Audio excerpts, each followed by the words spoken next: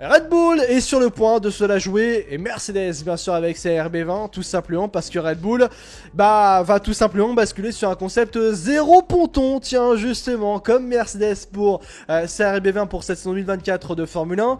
Qu'est-ce qu'est en train de réaliser Red Bull? Est-ce que Red Bull même est en train d'humilier tout simplement Mercedes? Quelles sont les informations par rapport à cette histoire là? Bien sûr les copains, Red Bull est sur le point de se la jouer comme Mercedes et peut-être même que Red Bull est sur le point d'humilier Mercedes en allant chercher le concept zéro ponton pour la planter sur sa RB20. Vous ne rêvez pas, Red Bull est en train de se la jouer comme Mercedes. Pour plus d'informations, qu'est-ce qui est en train réellement de se passer? Red Bull a développé un concept type zéro ponton, très proche donc de celui que Mercedes a abandonné lors de la saison 2023 de Formule 1, c'était lors du Grand Prix de Monaco. Et ils vont justement la planter, ce concept zéro ponton, pour cette saison 2024 de Formule 1. Cette évolution sur la RB20 devrait donc voir le jour dès le Grand Prix du Japon, donc c'est lors du 4e Grand Prix de la saison, c'est donc pour le 7 avril prochain. Red Bull est extrêmement confiante réellement par rapport à ce concept zéro ponton, on l'a donc appris aujourd'hui. C'est assez fou de se dire que Red Bull est sur le point quand même de prendre Red Bull est en train réellement de prendre un énorme risque. Mais ce risque, même s'ils sont en fait, c'est un projet qui est extrêmement à risque bien sûr. C'est-à-dire que Red Bull en fait là, ils sont prêts à prendre un énorme risque et à donc risquer leur énorme avantage qu'ils avaient durant la saison 2023 de Formule 1. Une saison qui était absolument réussie avec une victoire, enfin un Grand Prix lâché sur la saison 23-24 Grand Prix. Avec une saison de domination absolument exceptionnelle de Max Verstappen. Pour se risquer à un concept zéro ponton qui n'a pas marché du côté de chez Mercedes, où Mercedes a littéralement abandonné ce concept-là et s'est cassé la tête sur ce concept zéro ponton. Mais eux, Red Bull, vont se dire, vous vous êtes cassé la tête, nous on va le réussir. Ce qu'est en train de faire Red Bull, c'est un immense affront de confiance, justement, envers Mercedes. C'est un immense regard droit dans les yeux en disant, vous l'avez raté, nous on va le réussir. Si Red Bull réussit le concept zéro ponton de Mercedes et arrive à remporter plusieurs grands prix et à dominer la Formule 1 avec un concept zéro ponton, je pense que c'est une humiliation pour Mercedes. Red Bull va humilier Mercedes s'ils arrivent à aller chercher le titre avec un concept zéro ponton là où Mercedes a échoué. Franchement, c'est peut-être l'une des plus grandes humiliations de l'histoire de la Formule 1 qu'on va peut-être vivre même d'ailleurs. C'est pire que la remontada du Barça PSG, il y a dans le chat. Je serai à poil clairement. S'il marche, c'est banger. Après, on peut peut-être aussi tempérer tout ça. Mercedes a été trop avant-gardiste. Il faut aussi se souvenir de l'histoire du concept de zéro ponton de Mercedes. Mercedes s'était lancé dans une totale nouvelle réglementation en Formule 1. En partant dans un concept extrêmement agressif, extrêmement ambitieux. Ça c'était sûr et certain. Et je pense qu'aussi que Mercedes avait été beaucoup trop confiante, et même eux l'ont dit, ils étaient beaucoup trop confiants par rapport à ce concept zéro ponton. Le concept zéro ponton de Mercedes, il est bien important de le rappeler, c'est pas un concept qu'a inventé Mercedes. Parce qu'il faut savoir que Ferrari, Haas, Red Bull, justement, et je crois qu'Aston Martin, si je me trompe pas, avaient eux aussi pensé à ce concept-là. Mais eux avaient préféré dire non, ça allait être trop compliqué à mettre en place. Et justement, on n'a pas assez de connaissances pour faire fonctionner ce concept zéro ponton. Mercedes, eux, avaient estimé qu'ils avaient assez de connaissances dans le sens où ça avait fonctionné dans le simulateur et dans les souffleries CFD et par rapport à tout ça. Mais sauf que Mercedes, donc, s'était dit, ils étaient trop confiants et Mercedes s'était dit finalement, on va quand même le mettre, ce concept-là. Il s'est avéré que cette voiture a été une bouse de vache. A été une bouse, littéralement. Ce concept-là n'a pas été bon. Même si ce concept a remporté un Grand Prix avec George Russell. Russell avait remporté le Grand Prix du Japon. Grand Prix du Brésil. Et Lewis Hamilton était allé chercher même une pole position. C'était en Hongrie avec... Non, d'ailleurs, non. Il n'était pas allé chercher de concept avec ce concept-là, d'ailleurs. Donc, c'est pas un concept fait par Mercedes. Créé ou du moins par Mercedes. C'est pas un concept imaginé Mercedes de manière en mode on a une idée de génie, on va faire un concept zéro ponton. Non, clairement. À la différence aujourd'hui de Red Bull, en fait finalement Red Bull se dit bon, on va reprendre ce concept de zéro ponton Oui, au Brésil, ils ont gagné avec Russell, c'est concept zéro ponton. Bien sûr, Jérém, je suis d'accord avec toi. C'est ce que j'ai dit tout à l'heure. En fait, Red Bull se dit... Nous, on a eu... C'est la... On est combienième? Ça fait 2022, 2023. Ok. Red Bull se dit... On va rentrer dans la 3e saison de cette nouvelle ère de la Formule 1. Donc, on a aujourd'hui beaucoup plus de connaissances. On a eu 2 années, 2 saisons complètes de compréhension par rapport à la nouvelle réglementation. On est d'ailleurs au milieu même de cette réglementation, puisque dans 2 saisons, donc à la fin de cette saison 2024 et 2025, donc on passe 2024-2025, on va rentrer encore dans une nouvelle réglementation, d'ailleurs. Donc en fait, de ce fait-là, Red Bull se dit, nous, ça fait 2 saisons déjà. 2022, 2023. 2024, on a des connaissances donc sur 2022 et 2023.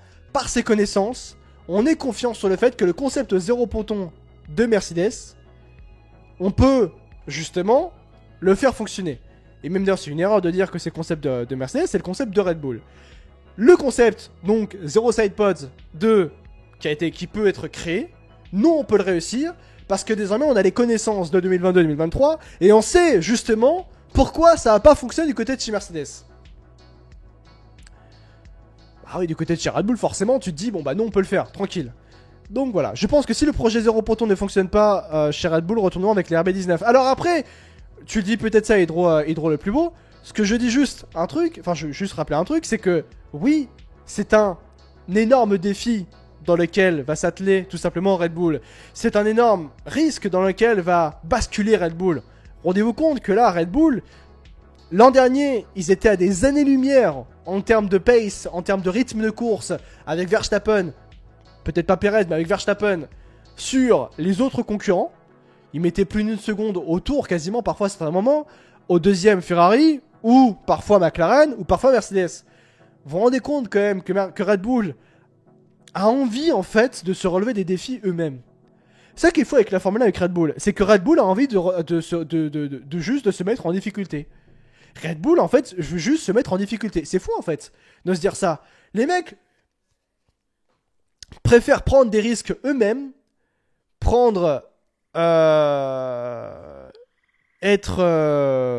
se risquer eux-mêmes à perdre en fait tout leur avance pour juste se relever des défis eux-mêmes. En fait, aujourd'hui, Red Bull c'est peut-être tirer une balle dans le pied, mais juste parce qu'ils se disent oh bah on a envie de tester quelque chose, voilà, parce que voilà, on est trop devant, on a envie de changer des choses. Je sais pas, j'ai du mal à me dire que est-ce que c'est de la part d'Adrian Newey, parce que c'est Adrian Newey qui est forcément à penser à ce concept, enfin, à penser à incorporer ce concept-là sur la RB20. Parce qu'Adrian Newey s'est dit, bon finalement, on est trop devant, on va recréer quelque chose. Et c'est aussi un énorme, quelque chose qui est assez fou d'ailleurs, de se dire que du côté de chez Red Bull par Adrian Newey, on se dit que même si ça rate, au moins Red Bull aura tenté. Voilà. Si Ferrari, Aston Martin ou McLaren réalisent cela, ça aurait moins fait parler, mais Red Bull peut-être se tire une balle dans le pied. Mais c'est faux aussi de se dire que si on parle par rapport à toutes les autres écuries, parce que c'est important d'en parler, c'est que toutes les autres écuries se sont inspirées de Red Bull d'une quelconque façon. Mercedes ne s'est pas d'ailleurs inspiré de Red Bull sur sa monoplace. Mercedes s'est d'ailleurs a juste fait leur propre style d'ailleurs. Alpine s'est inspiré de Red Bull. Ferrari, je crois, s'est inspiré de Red Bull. McLaren s'est inspiré de Red Bull. Toutes les écuries, mis à part Mercedes, se sont inspirées de Red Bull. Alors qu'en fait, Red Bull, ils sont sortis de leur zone de confort. Ils sont sortis de tout ce qu'ils avaient fait l'an dernier, presque quasiment, pour partir sur un nouveau concept. Déjà d'une, c'est un immense troll envers Mercedes en disant bah nous, votre concept zéro ponton, vous avez raté, nous on va le réussir. Tandis que de l'autre côté, tu te dis aussi que ils se disent bah vous êtes tous fait comme nous, bah maintenant, nous on va faire autre chose. C'est vraiment, c'est... Alors, maintenant je pose cette question dans le chat, est-ce que c'est un excès de confiance de la part de Red Bull, ce qu'ils sont en train de faire, justement, ou est-ce que justement, vous avez juste confiance dans la confiance de Red Bull et que ce qu'ils sont en train de faire là, ça va réussir? Ça ressemble à l'excès de confiance de la part de Red Bull, dit Dini dans le chat. Après Red Bull, au vu de leur avance et de leur connaissance après 2 saisons, oui, oui, je pense, ils ont les armes justement pour réussir contre un Mercedes qui ont commencé la réglementation se connaissance directement prendre un concept aussi extrême. Je suis d'accord avec toi, Scully. Je pense qu'ils ont surtout pris conscience par rapport à ce qui s'est passé au cours des 2 dernières saisons. Niwa sont venus au garage, en vrai je pense qu'ils vont réussir. Excès de zinzin nous dit Adrien dans le chat, on verra bien nous dit le Hugues. Red Bull cherche à faire la meilleure voiture donc c'est compréhensible nous dit Aerofeuse. Je suis pas sûr que ça peut réussir mais c'est pas improbable, c'est pas impossible nous dit Leva. Et j'ai même pensé aussi une autre question, est-ce que vous pensez que Red Bull, même d'ailleurs en faisant ça, se tire bien sûr une balle dans le pied, mais est-ce que Red Bull finalement va partir sur ce concept là et ça va rater? Est-ce que là, finalement, Red Bull n'aurait pas relancé la course au titre? Dans le sens où, finalement, Ferrari et Mercedes ont compris leurs erreurs des années passées, ont compris comment maintenant leur monoplace devait évoluer. Je reprends les propos de Charles Leclerc, ils sont une monoplace plus saine à piloter. Les performances, c'est une autre histoire, bien sûr. Mais maintenant, il y a l'aspect par rapport, justement, à Red Bull. Parce qu'en partant dans ce concept-là, ça peut se rater. Personne aujourd'hui en Formule 1, dans le concept qu'ils ont créé, est sûr à 100% au niveau des écuries que ça va fonctionner. Très loin de là, encore une fois. Mais on n'est peut-être pas à l'abri, parce qu'encore une fois on est sur rien à 100%, et on est là pour en parler, on n'est pas à l'abri que le concept de Red Bull soit totalement raté, ou qu'il n'arrive pas à comprendre ce concept-là, et qu'il soit obligé de repartir sur un concept différent, mais qui doivent refaire fonctionner un concept, parce qu'en Formule 1, je vous rappelle, par rapport à la nouvelle ère de la Formule 1 et la nouvelle restriction, on peut pas rebasculer de concept comme ça, comme à l'époque. Hein. On peut pas repartir sur des concepts, allez on repart sur autre chose et terminer bonne soirée. Non, non, ça prend du temps. Mercedes est réellement, d'ailleurs, l'exemple parfait par rapport à tout ça. Et c'est pour ça qu'en fait, 2024 peut être absolument extraordinaire si Red Bull se loupe.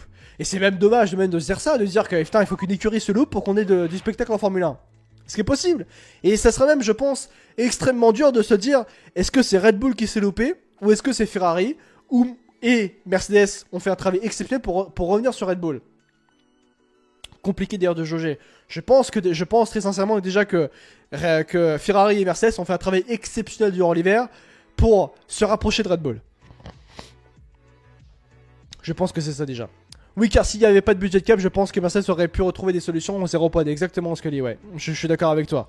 S'il n'y avait pas eu le budget cap, Mercedes aurait fait fonctionner son concept 0 ponton. Mais il faut sauf que ça prend beaucoup trop de temps, bien sûr.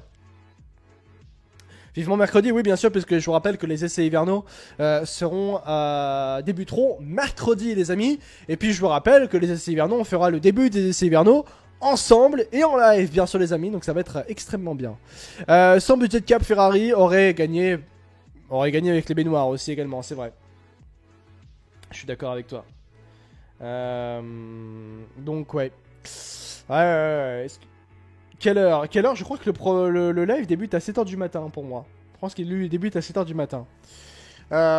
Donc ouais. Et même d'ailleurs, par rapport à ce concept 0 ponton, est-ce que ce concept va pouvoir fonctionner justement pour Max Verstappen qu'on voit là? Est-ce que Max Verstappen pourra réaliser une aussi grosse saison qu'on a pu avoir en 2023? C'est vrai ça aussi. Hein.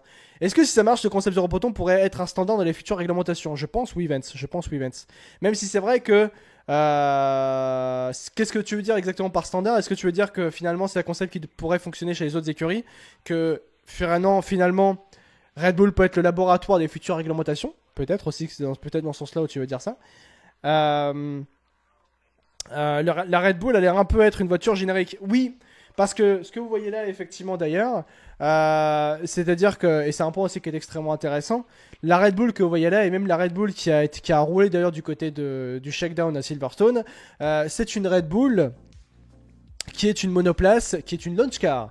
Une launch car, c'est pas une monoplace qui fera toute la saison, c'est une première version, peut-être même si on extrapole une voiture 0.5 avant le vrai début de saison.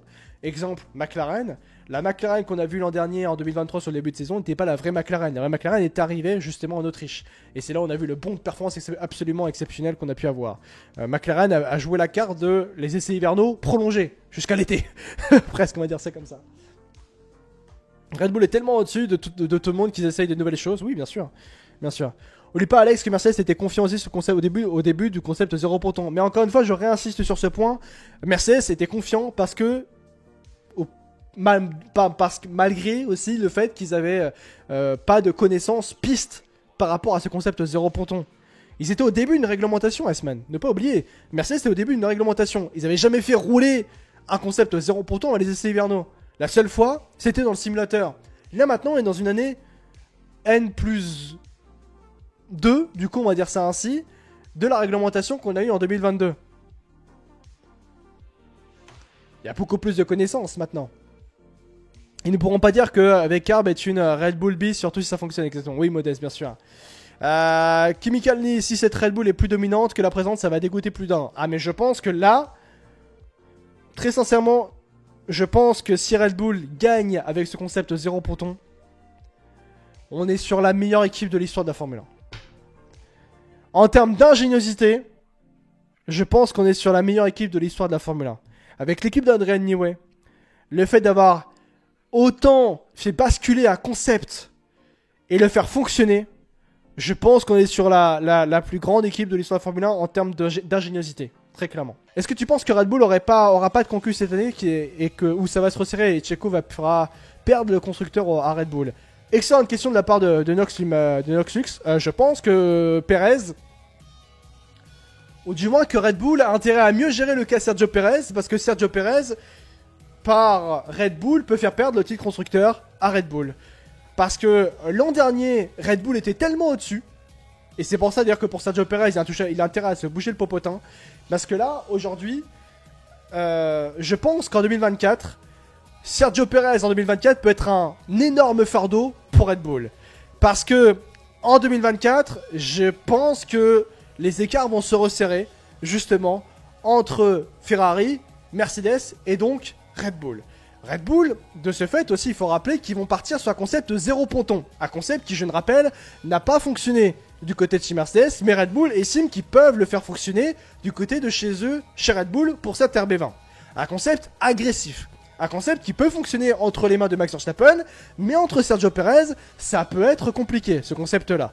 L'an dernier, Red Bull était à des années-lumière de la concurrence. Était à plus d'une seconde, justement, par rapport à Max Verstappen.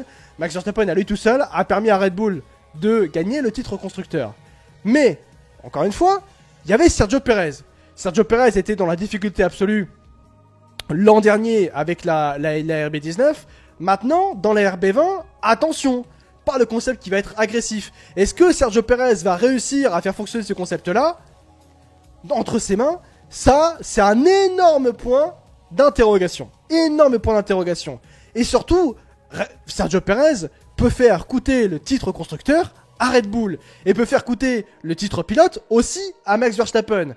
Puisque le but de Sergio Perez, c'est d'être... Enfin, l'objectif de Red Bull pour Sergio Perez, c'est que Sergio Perez soit le lieutenant de Max Verstappen et qui soutienne et protège donc Max Verstappen. Sauf que bon, encore une fois, quand on a vu l'an dernier que Sergio Perez face à la concurrence autre donc que Max Verstappen, donc à savoir les pilotes Ferrari, Mercedes et parfois McLaren, il était nulle part. Absolument nulle part. Donc, ok, quand ton écurie est littéralement au-dessus de tout le monde, il n'y a pas de problème. Il n'y a quasiment pas de problème. Mais cette année, en 2024, si on a la concurrence qui devient de plus en plus intense et qui met beaucoup plus d'adversité sur Max Verstappen et Red Bull par rapport au risque d'ailleurs que prend Red Bull avec ce concept zéro ponton, est-ce qu'il va fonctionner ou non? Bah ouais, Sergio Perez, attention.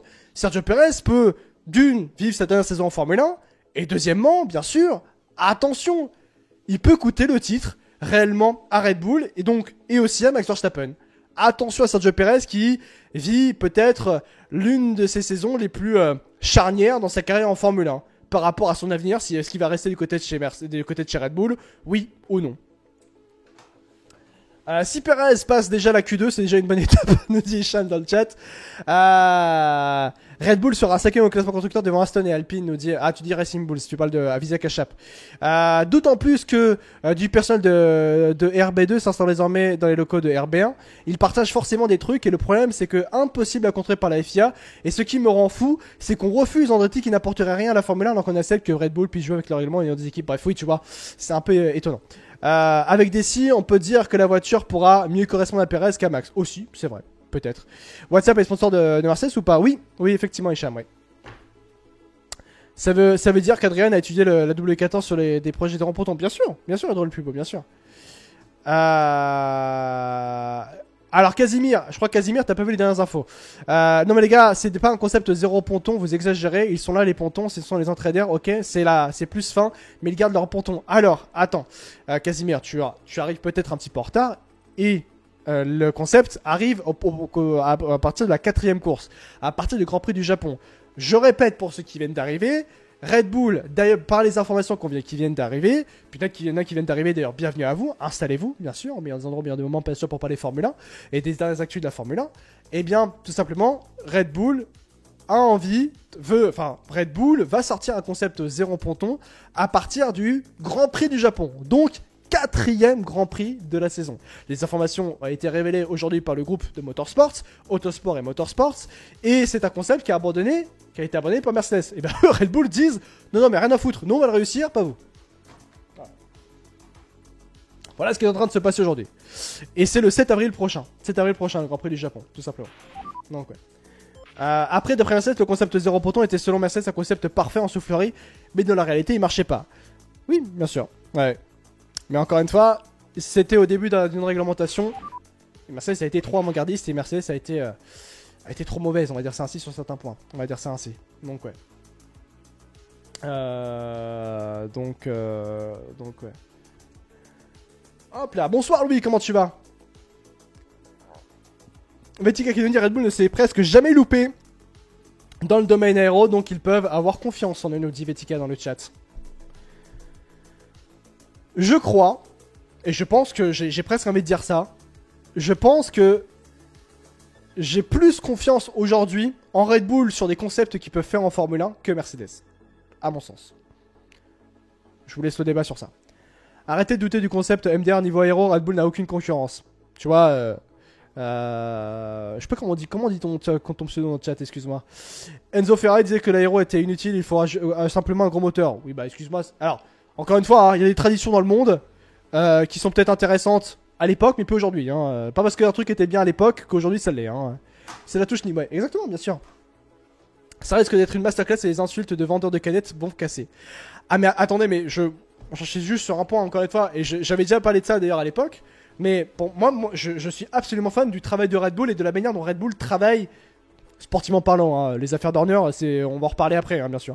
Mais du point de vue sportif, rendez-vous compte juste que Red Bull, vendeur de canettes, martyrise des constructeurs mondiaux qui lead le marché mondial de l'automobile. Mercedes, Ferrari, le groupe Renault, McLaren, Aston Martin, et ça, c'est des vendeurs de canettes qui le font. Que dire, mais comment ne pas être admiratif de ce que font, sportivement parlant, Red Bull? Alors c'est un peu réducteur de dire vendeur des canettes, bien sûr, puisque aujourd'hui Red Bull, mais alors même c'est même pas réducteur, puisque de base Red Bull c'est des vendeurs de canettes, c'est une marque de canettes, bien sûr. Et que à la base Red Bull, c'est l'univers Red Bull, le défunt Mateschitz qui avait voulu créer une écurie en Formule 1 qui est arrivée en 2005, et de 2005 jusqu'à aujourd'hui 2024, la 20e saison en Formule 1 de Red Bull. Aujourd'hui Red Bull est l'une des plus grandes écuries de l'histoire de la Formule 1. Non mais attendez, le storytelling absolument magnifique de Red Bull est absolument exceptionnel. On est parti de rien, et on est aujourd'hui l'une des plus grandes écuries de l'histoire de la Formule 1, et on est des vendeurs de canettes.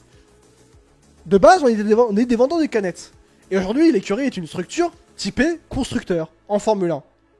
Absolument exceptionnel. Des vendeurs de canettes qui font mieux que des constructeurs historiques, c'est aberrant. Red Bull fait mieux que Ferrari. Comment ne pas être admiratif du travail de Red Bull? Vraiment, comment on peut ne pas être admiratif du travail de Red Bull? De l'univers Red Bull pour être aujourd'hui au sommet de la catégorie reine du sport automobile. De la quintessence du sport automobile. Vraiment. Du pinacle du sport auto. C'est fou. Cette success story ferait un magnifique docu pour Netflix et Prime Video. Ouais, magnifique, bien sûr. Pourquoi annoncer avec autant d'avance un nouveau concept à la concurrence? Alors, je suis d'accord avec toi, Thibaut, mais il faut savoir qu'on était tous au courant que c'était une launch car. Pourquoi d'ailleurs autant d'avance? Ils n'ont pas. Alors, autant d'avance, je suis pas trop d'accord avec toi finalement, Thibaut, parce que bon, le autant d'avance, on est quand même à moins de 20 jours du premier Grand Prix de la saison. Hein. En moins de 20 jours, personne va aller faire un concept au zéro ponton. Hein. Info du 9 février 2022, le concept Mercedes testé par Ferrari n'avait pas été approuvé pour une efficacité aérodynamique inférieure à des problèmes de refroidissement du moteur. Exactement, Hicham. Sauf que maintenant, on a les connaissances. On peut dire aussi que c'est la seule écurie privée, d'ailleurs non constructeur du métier, qui réussit aussi d'ailleurs, ouais. Je préfère quand même le storytelling de la Scuderia. Peut-être aussi Aja. Donc ouais. Regardez, en 2020, Mercedes était la plus forte. Pourtant, ils ont voulu changer et Red Bull est passé devant eux. Pourquoi pas la même chose cette année avec Red Bull, qui peut dégringoler? Je te conseille de regarder une vidéo sur l'histoire de Red Bull extrêmement intéressante. Tu vas te rendre compte que les canettes, c'est pas Red Bull qui les vend. Nous dit Sifrost. Bah, si tu veux, avec plaisir, tu peux m'envoyer le lien si tu veux sur Discord ou sur le Discord, tu peux m'envoyer. Je regarderai ça avec un grand plaisir d'ailleurs. Tu peux pas mettre le lien malheureusement dans le chat, t'as pas le droit. Donc voilà. Voilà un petit peu pour l'aspect en tout cas technique avec le concept 0 ponton de Red Bull. On verra si ça fonctionnera ou non. Bien sûr les amis, dans le chat.